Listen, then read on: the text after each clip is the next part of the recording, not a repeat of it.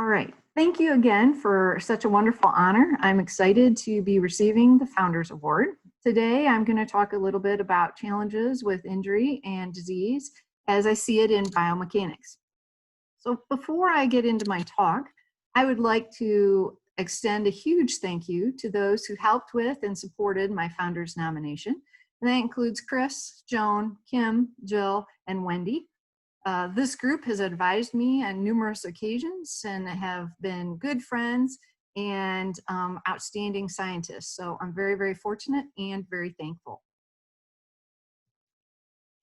So my talk overview today is going to be about experimental research around injury and disease, and really with a focus on a team approach. I'm going to show this through the research we're doing on tissue properties associated with wheelchair users. And then I'm going to follow up with this on experiences in mentoring. So let me start with a little bit about me and my research group. I'm a mechanical engineer. My master's and my PhD are in experimental mechanics with a focus in biomechanics. The majority of the students in my group are also mechanical engineers. However, I also have individuals from an array of different areas with different backgrounds.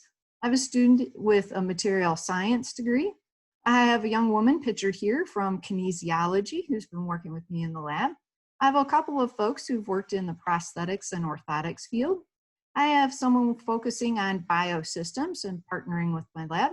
And then I've worked with numerous medical students, osteopathic as well as human medicine. And this is actually one of my med students who just had a baby. So the issue that we're discussing today is soft tissue injuries. They're called pressure ulcers or pressure injuries. Some of you may even have heard of them as bed sores. The focus of our population is wheelchair users. And the cause of these wounds, which you see in the picture up here in the right, is due to seated pressures, which cause extended loading and reduce perfusion or blood flow to these tissues. And of course, those high amount of loads also result in high internal stresses.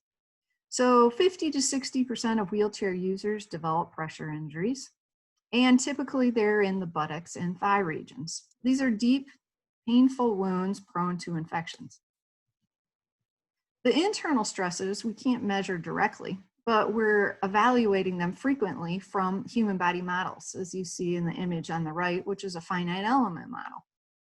And critical to the successful development of a model are the material properties that go into that model. Some of the challenges are getting these in vivo human tissue properties.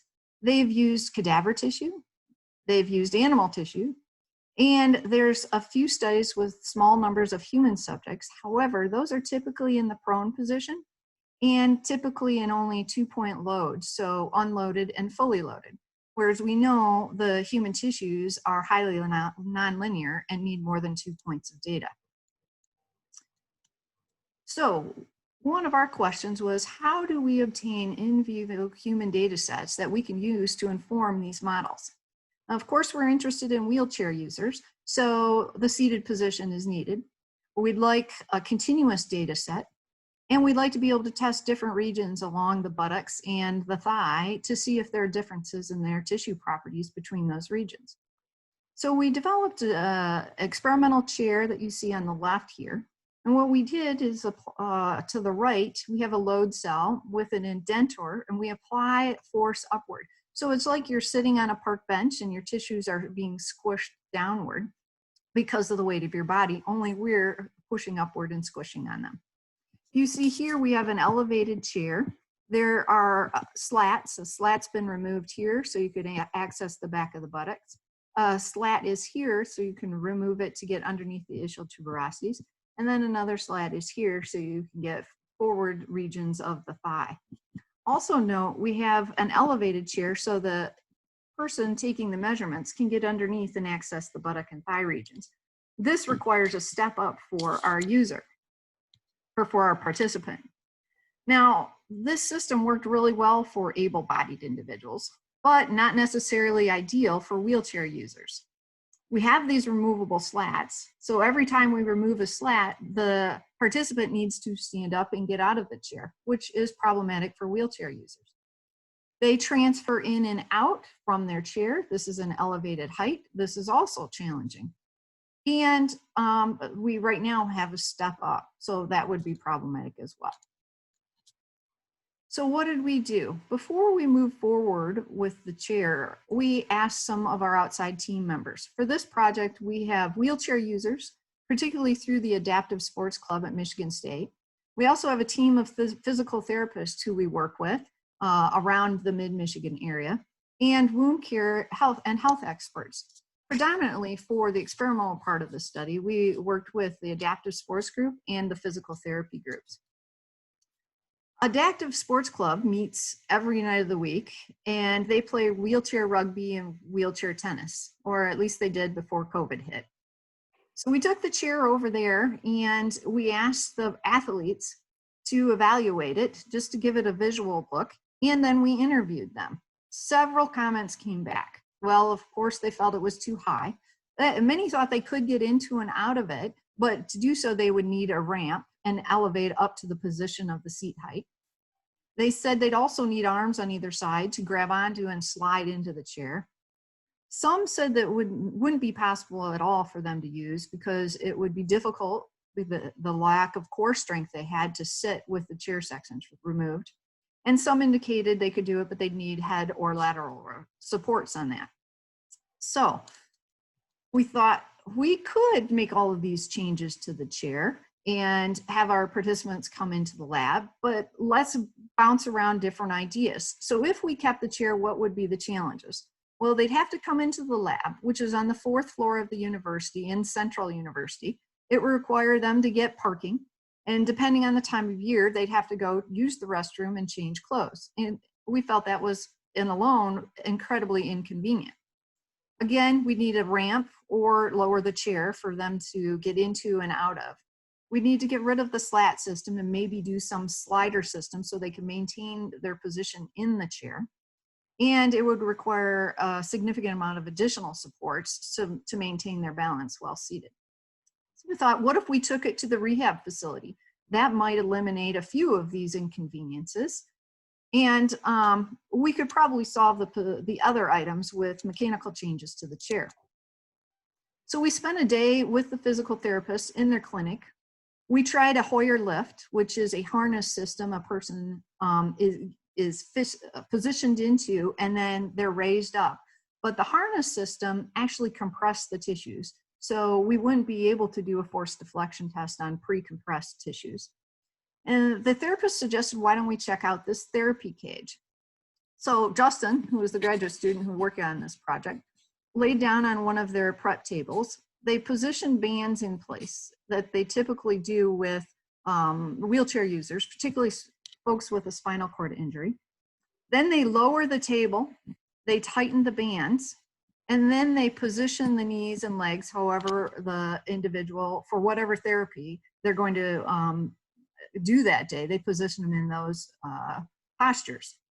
And they said one of the common ones is the quadruped posture, so a crawling posture, and it's part of their typical therapy routine. So this led to another investigation. Is the quadruped posture possible for us? And does it produce results of in vivo tissues that are similar to the seated position? It has the same joint angles, the same tissue tensions, but gravity is a little different. So we looked at a group of 20 able-bodied individuals tested in the chair, in the quad position, and prone, so we could compare all of those different postures. Here are two sets or two regions of data, and our findings show that there were no significant differences. So the blue and black lines are the seated and quadruped positions, with the average data and the confidence intervals between those two. The red line is the prone data. So the seated and quad were essentially the same. They were not statistically different, but the prone was statistically different from both the seated and the quad positions.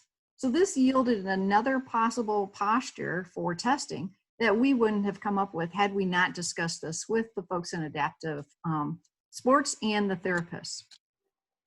So we took this to the clinic and we conducted our testing. Now there are some accommodations. Of course, the support bands to provide support to the torso. We have a peanut. They have various size balls or peanut-shaped balls that go under the individual to help support their torso weight so they're not loading their arms. And then sandbags were positioned around the knees, the sides of the legs, and in front of the ball to prevent any movement as we did the force deflection data collection.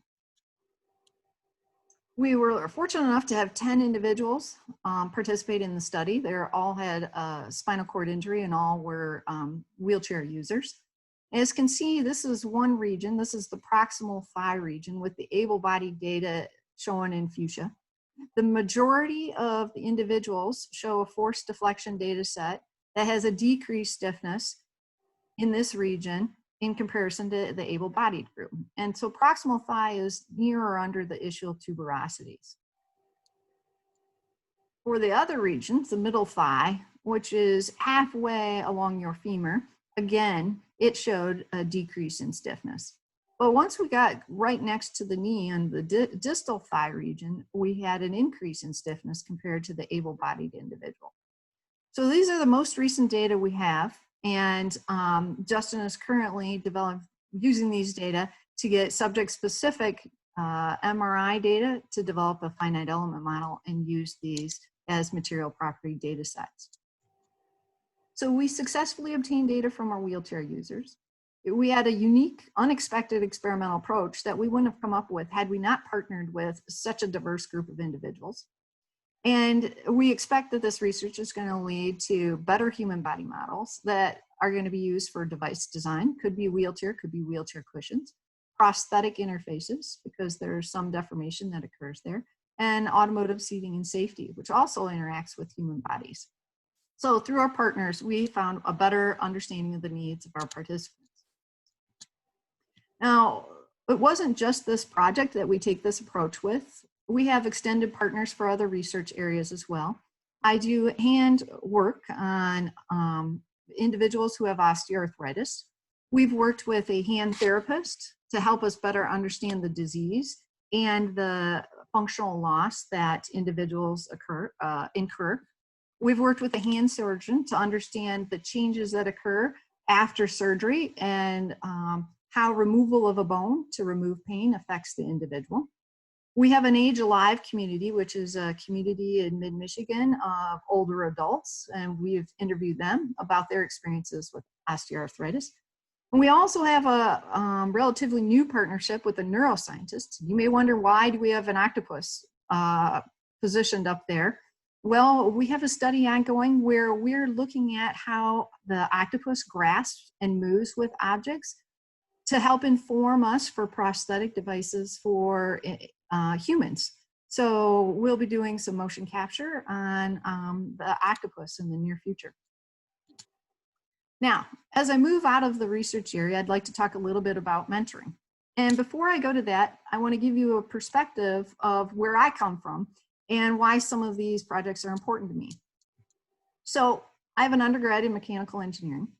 And during my undergrad, I never had a female mechanical engineering professor. Also, during my master's and my PhD student, I had only one class with the sole female professor that was in that department. In 2009, when I started at MSU, there were 39 faculty. I was one of only 2 women in the faculty. And at that time, that was the first time ever our department had 2 women in the faculty at the same time. And just recently, only 3 years ago, was the first time we've ever had a woman promoted to full professor position in the department ever in the history of it. That was only 3 years ago. So one of my passions is to mentor and work with female students, predominantly because I don't think I had a female mentor when I went through the program. One of the events that I've worked on is called Shopping with the Ladies. And you might say, well, that's interesting, going out and doing some shopping with the women. That is not at all what I'm talking about. What I'm talking about is an event where women get together and learn how to use the machine shop and tools in the machine shop. This is an event that I work on with the Society of Women Engineers. It's hands-on, it's taught by women, and we focus on freshmen and sophomore before they get to their design classes in ME. Here are some photos from one of our events. They learn in an evening. They have hands-on work that they do with the drill press, the lathe, the mill, and the bandsaw.